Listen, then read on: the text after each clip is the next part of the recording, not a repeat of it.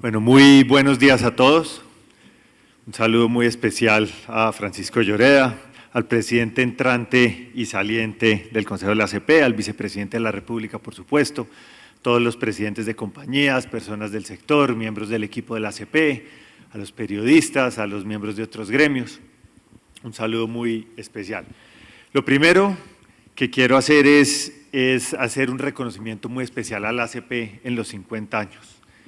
Y lo quiero hacer por una razón, y es porque en la ACP, como afortunadamente ocurre en la mayoría de los gremios mineroenergéticos, encontramos el estilo de trabajo que uno quisiera cuando está en el gobierno tener con los gremios.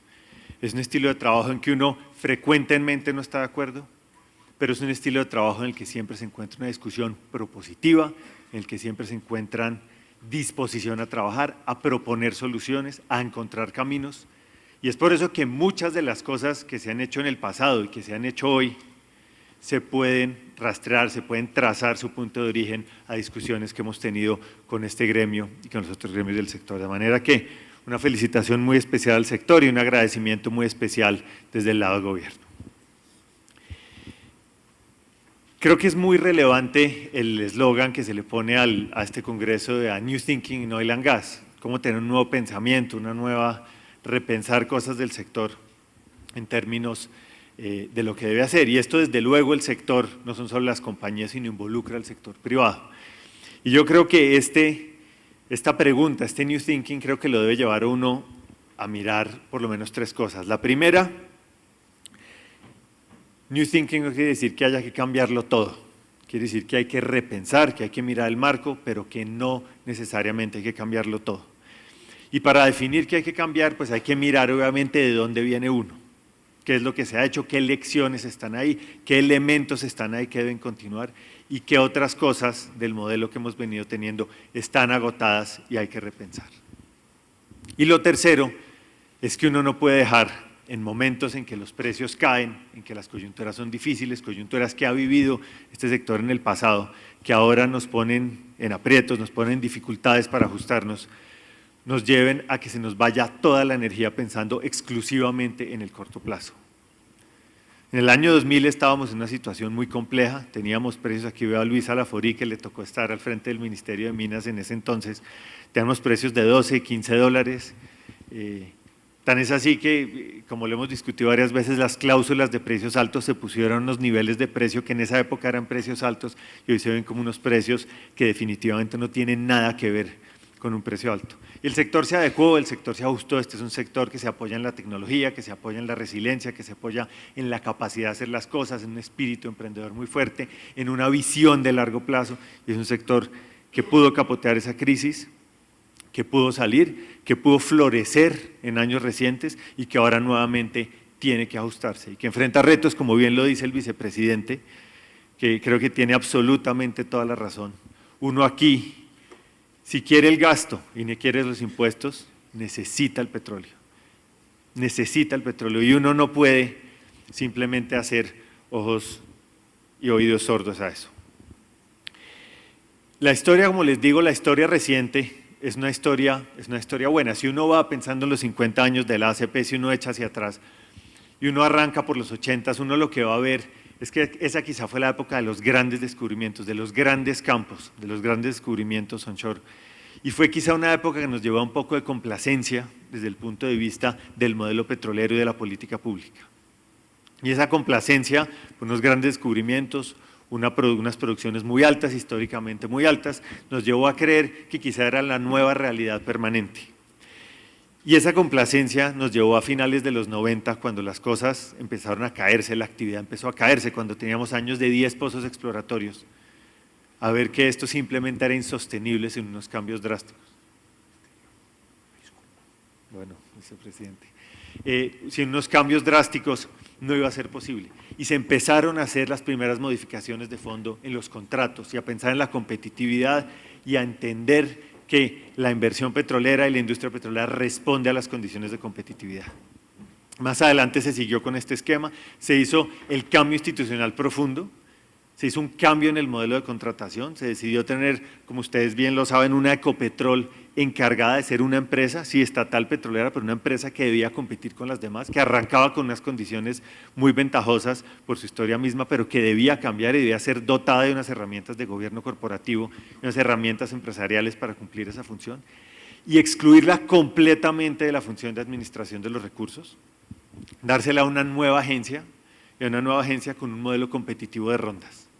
Y el país decidió entrar por ese camino y decidió con unos contratos más competitivos, abriendo su área y teniendo un marco, sus áreas, y teniendo un marco institucional muy claro, exponerse a la inversión petrolera en los últimos 10 años. Y la historia es una historia muy buena, es una historia que permitió que la inversión se triplicara frente a lo que se venía antes. Es una historia que permitió que la producción se duplicara, que pasó en Colombia, pasó un poco en Brasil, pasó un poco en Perú, pero no en otros países, donde la producción cayó en este mismo escenario de precios que enfrentamos todos, y logró que los recursos realmente se multiplicaran. Ustedes han oído las cifras, pero es bueno recordarlo. Lástima que se fue el doctor Germán Vargas, pero ese programa tan ambicioso de infraestructura que se propone aquí, con los recursos de los últimos 5 años, se pueden hacer 2,5 veces eso. Se hicieron 100.000 viviendas gratis, un programa muy exitoso. Bueno, con esos recursos se hubieran podido hacer 1.300.000 de esas viviendas. Todas las inversiones públicas que ha tenido el gobierno en masificación de acceso a Internet, en educación básica pública gratuita, en universalización del sistema de salud, en banda ancha en todos los municipios, etcétera, etcétera, todas, absolutamente todas, tienen ingresos que vienen de esta industria. Claro, desde luego, uno viene de una historia en que el país pudo apalancarse en unos recursos petroleros muy buenos y lo que sucede es que se nos caen los precios como se nos cayeron a la mitad en el segundo semestre del año pasado. Y eso lo que hace es que nos concentra la atención en qué hacer hacia adelante. Y ahí es donde vienen los dos grandes retos en este momento. El primero, en qué hacer en el corto plazo. Aquí quisiera repasar con ustedes muchas de las cosas que ya hemos hecho de corto plazo, que nos deben y nos están ayudando en este ajuste, pero también la pregunta más de fondo y es, volviendo al tema de New Thinking, ¿cuáles son esos cambios de enfoque, cuáles son esos cambios de paradigma que tiene que tener el sector para poder no solo salir de este problema de precios que tenemos en el corto plazo, sino avanzarse hacia adelante y entregarle al país lo que necesita hacia adelante? En el corto plazo, miren que tenemos 10 frentes de trabajo que creo que han sido muy positivos, que los hemos además trabajado con la industria y que nos han permitido que más de 800 millones de dólares de inversión se acojan a estas medidas y pueda reducirse y atenuarse un poco el impacto de la reducción en inversión. Es imposible pensar, imposible cuando uno tiene una caída de precios de la magnitud que hemos tenido y de la velocidad que hemos tenido, que el ajuste va a ser cero. Eso es imposible. Pero sí tiene que ver uno cómo lo atenúa. Y ahí vemos varias cosas. Ahí quizás si miramos hacia atrás está la modificación de los contratos offshore y de la igualación de plazos para que se puedan ajustar los marcos contractuales a lo que requiere el país en offshore, que es uno de sus grandes campos de crecimiento y que va a ser una de las fuentes de asegurar los beneficios petroleros hacia el futuro. Los reglamentos técnicos para no convencionales, claro, con esta coyuntura de precios se le pone un poco de presión a los proyectos de no convencionales, pero sin embargo tenemos los reglamentos técnicos, tenemos el marco ambiental y ustedes bien lo saben, los precios que tenemos hoy no van a ser los precios de 10 y 15 años hacia adelante y las compañías saben eso bien y tenemos que perseverar en el tema de los no convencionales, pero tenemos unas herramientas muy claras y una voluntad absolutamente inmodificable de apoyo a los proyectos de no convencionales. Tenemos también algo que ha reconocido la industria, creo que eso es lo que mejor valía ese plan de choque en licenciamiento. Sí es cierto que tenemos en licenciamiento ambiental un stock de licencias que todavía no se han podido evacuar, pero desde la expedición del decreto las nuevas licencias están cumpliendo los tiempos, en parte por como lo anotaba el vicepresidente, las personas que están ahí, el compromiso que tienen con el sector.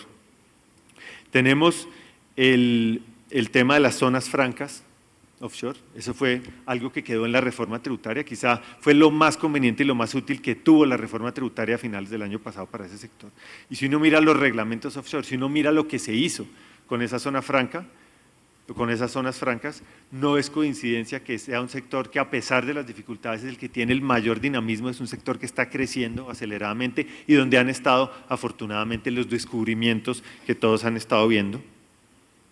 Tenemos el tema de regalías variables para producción nueva, eso está permitiendo que alguna producción que no iba a poder salir por esta dificultad pueda salir en la medida en que menor producción tiene menos regalías, mayor producción paga un mayor porcentaje de regalías, para que toda la producción pueda salir a mercado. Tenemos el tema de los tiempos y los traslados entre áreas. Miren, hemos salvado más de 20 o 25 pozos que no se iban a hacer, simplemente íbamos a tener que ejecutar las garantías y nosotros no queríamos los recursos, queríamos salvar la actividad. Bueno, con el tema de los plazos, se ha permitido que por lo menos 20 o 25 pozos se puedan hacer, se garanticen, dándose esos mayores plazos. Algunos irán al otro año, entonces claro, no se van a hacer este año, pero se van a hacer el otro año. Y también hemos visto que los traslados de actividad entre áreas para muchas compañías que tienen más de un bloque han sido una herramienta que ha permitido mantener inversión y potencializar la eficiencia de esa inversión. Tenemos también las últimas modificaciones que hicimos en el Consejo de la ANH del último acuerdo, el acuerdo número 4, que permite acelerar el paso de TEAs a contratos de E&P y que las obligaciones, las inversiones que se habían hecho como parte del proceso de TEA, de evaluación técnica, puedan acogerse como cumplimiento de las obligaciones en los contratos de E&P y acelerar esas transiciones.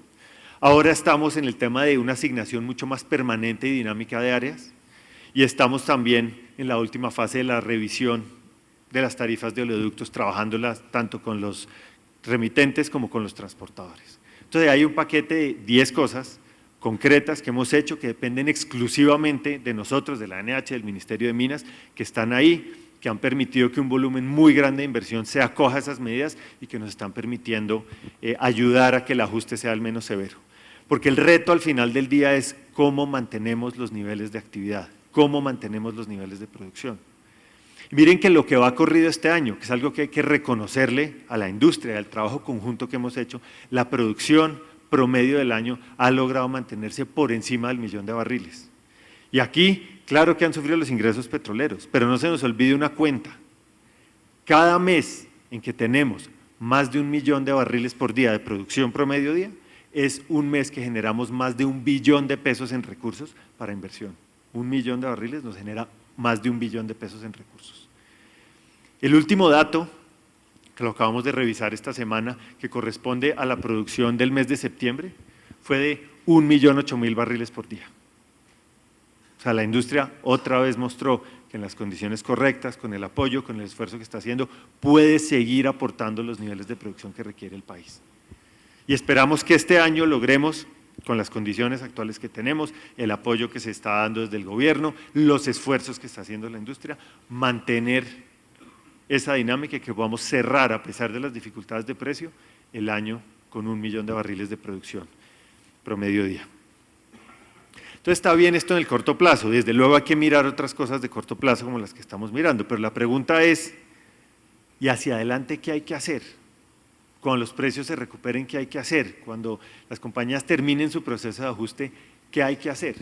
Y la primera pregunta que uno tiene que hacerse es, ¿qué hay que hacer? Depende de qué necesita. ¿Y uno qué necesita? Pues bueno, aquí los barriles per se nunca han sido el objetivo, los pies cúbicos de gas nunca han sido el objetivo es que esto tiene que ser un vehículo para el desarrollo, un motor para el desarrollo. Y ahí es donde entran los 3 retos grandes que tenemos para el sector hacia adelante, desde el punto de vista de aporte país. El primero y más evidente es que todas las inversiones que traiga La Paz, y que según vemos esto es algo que podría materializarse a mitad del próximo año, que ojalá así sea, bueno, esas inversiones, esa paz va a requerir unas inversiones y se va a requerir de muchos meses de buena producción para tener esos recursos y poder hacer las inversiones que nos garanticen la sostenibilidad y la tranquilidad en el tema de la paz. Segundo elemento, este sector tiene que seguir aportando la energía para que la economía crezca y genere empleo. Este sector no es intensivo en mano de obra, aunque sí genera muchos empleos, es intensivo en capital, pero provee no solo recursos, sino mucha energía. Tenemos que garantizar que esa energía que pone el sector en forma de gas natural, en forma de combustibles líquidos, en forma de seguridad energética, siga estando ahí. Y 3, que tiene que ver también con los temas de la paz, es que la geografía del conflicto se parece mucho a la geografía mineroenergética. Y este sector, en unas condiciones de paz, no solo va a poder hacer muchas más inversiones, se van a abrir cuencas definitivamente, esperamos todos, como Caguán, Putumayo, sino que este sector va a poder mover las economías locales de esas zonas. ¿Quién sino el sector petrolero? ¿Quién sino los proyectos de infraestructura eléctrica? ¿Quién sino el sector minero? Es el que va a generar empleo en esas zonas donde se va a requerir empleo para consolidar la paz. Entonces, este sector requiere de todo eso, requiere de los beneficios del fin del conflicto, pero tiene una tarea grande por hacer. ¿Y eso qué quiere decir en la práctica? De nuevo, siguiendo con el largo plazo, pues quiere decir que hoy que tenemos niveles de producción de 1.2 millones de barriles equivalentes, contando petróleo y gas, y que seguro vamos a tener en los siguientes años un pequeño descenso por la dinámica misma del ajuste, por las cifras que estamos viendo de exploración, tiene que repuntar hacia adelante. Y cuando uno mira a 2030 tenemos que tener unos niveles de 1.3 millones de barriles equivalentes, por lo menos es la meta que tenemos hacia adelante, porque es de esos niveles de producción que salen los recursos que se necesitan para lo que les estaba diciendo antes. Y esos niveles de producción, ¿qué requieren? Pues requieren unos niveles de reservas comparables. Y eso quiere decir pasar de los niveles de reservas que tenemos hoy a unos niveles superiores a los 4.000 millones de barriles equivalentes entre petróleo y gas. Y eso quiere decir que necesitamos unos niveles de inversión de unos 15.000 millones de dólares que hemos tenido hoy en estos últimos años a unos niveles de un poco más de 20.000 millones de dólares en el 2030. Entonces fíjense que aquí el tema es ingeniería en reversa, aquí el tema es yo qué necesito, qué producción me da eso, qué reservas me dan eso y qué inversión necesito. Y ahí es donde viene el new thinking, ahí es donde viene el nuevo enfoque. ¿Qué necesita uno hacer para que esos niveles de inversión sean posibles y sean realizables? Y ahí es donde vienen los 4 elementos, 2 de los cuales creo que están muy insertados en el tema de New Thinking. El primero de ellos es que tenemos que hacer un cambio grande en la prospectividad, no podemos darnos el lujo de que la inversión siga concentrándose en unas de las áreas que está probado que son de las de mejor prospectividad, donde uno tiene quizá mayores probabilidades de éxito, pero donde hay una parte muy grande del país donde todavía está sin explorar. Y eso quiere decir pasarse a unos modelos de inversión en conocimiento del subsuelo y de calentamiento de áreas diferentes. Eso quiere decir meterse de lleno en los esquemas de sísmica multicliente. Eso quiere decir ayudemos a que los privados nos puedan hacer una inversión de calidad en sísmica, que no solo sea offshore, sino tenemos el reto de que pueda ser onshore esa sísmica multicliente y que nos permita acelerar el esfuerzo de inversión que pueda hacer la ANH.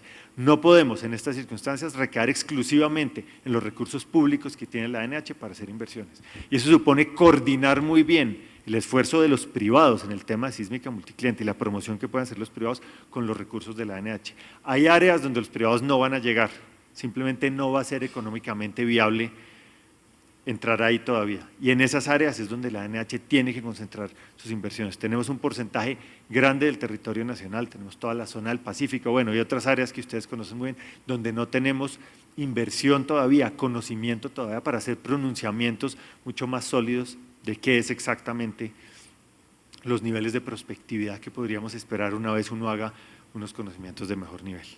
Tenemos también que actualizar los estudios de reservas.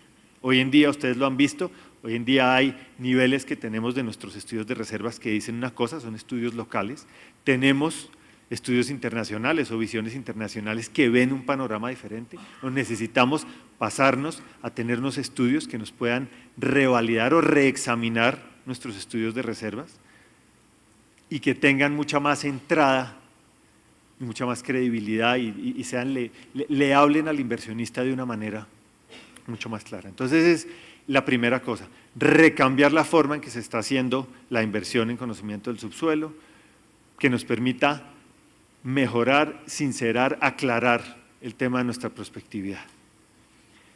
El segundo elemento es que la contraparte, la otra cara de la moneda de eso es la ANH. Y la ANH ahí tiene que también hacer un proceso de promoción muy diferente. Tiene que ser un proceso de promoción segmentado y mucho más agresivo.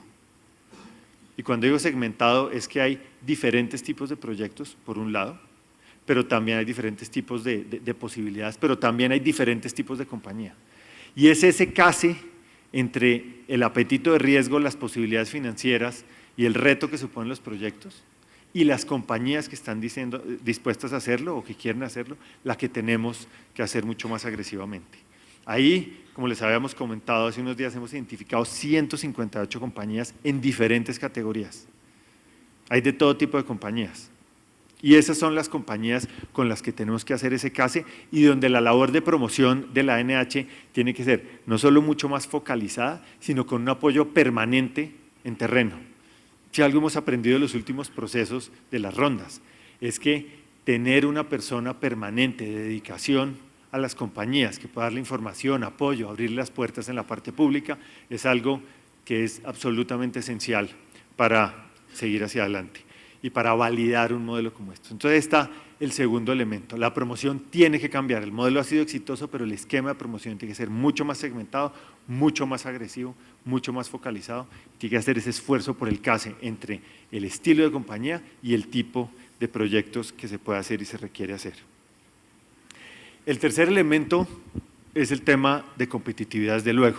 Hay unos temas fiscales, los hemos hablado, hay una discusión que hay que terminar. Yo estoy seguro que el ministro de Hacienda, cuando esté acá, se referirá a estos temas. Es un tema en el que ustedes saben cuál es mi posición y cuál es mi opinión.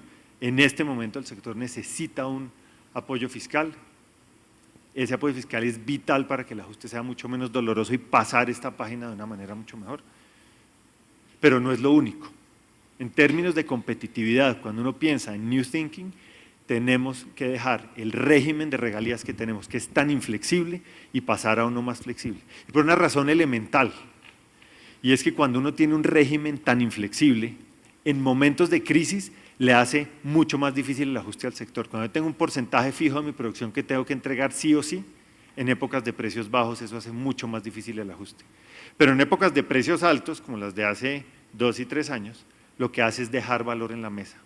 Hoy en día es muy difícil de explicar, de entender, y no tiene sentido desde el punto de vista de política económica y política energética, que mientras más alto sea el precio, menor sea el porcentaje de government take que hay.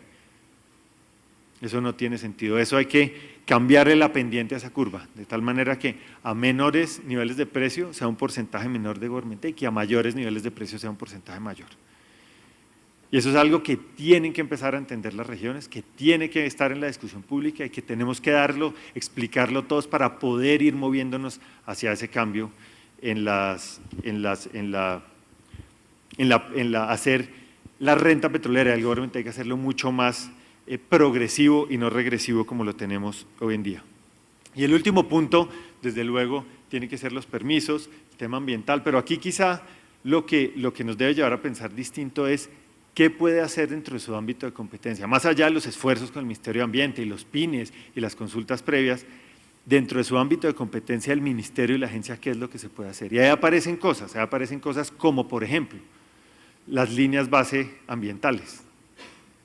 Eso es algo en lo que decididamente tiene que traer la agencia y el plan que tenemos es hacerlo así, para que pueda haber esas líneas base que faciliten los tiempos de licenciamiento, porque la información ya está, que se entienda de entrada una información y que no se les pida a las compañías repetir estudios que no se necesitan porque ya están hechos y que realmente no les sirven a nadie. Ese tipo de cosas son las que nos tienen a que llevar en lo ambiental, más allá de continuar con esquemas de poder financiar algunos de los gastos que tienen que hacer estas agencias, de asegurarse que los equipos técnicos estén ahí más rápido, de ayudar a financiar estudios que permitan estandarizar reglas y quitarle discrecionalidad a los procesos de evaluación. Es elementos como este que acabo de decir.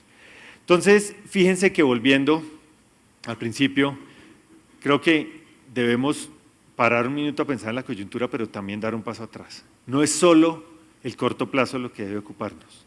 Tenemos que, al mismo tiempo que seguimos con este camino de ajuste, con estas 10 medidas que les dije que estamos haciendo y avanzamos en la discusión de lo fiscal para tenerla resuelta, tener una definición este segundo semestre de este año, que también miremos el largo plazo. Y el largo plazo implica, dentro de un modelo que ha sido muy exitoso, que le ha servido al país, que le ha dejado mucho, y sobre el que el país tiene que construir para lo que viene hacia adelante, que nos movamos a una manera diferente en términos de prospectividad, a una manera diferente de pensar en términos de promoción, a una manera diferente en términos de pensar el tema de la renta petrolera y una manera diferente de la forma de pensar en términos de los procesos. Solo así va a ser posible materializar esas inversiones que nos den los niveles de producción y de recursos que necesita el país hacia adelante. Muchas gracias.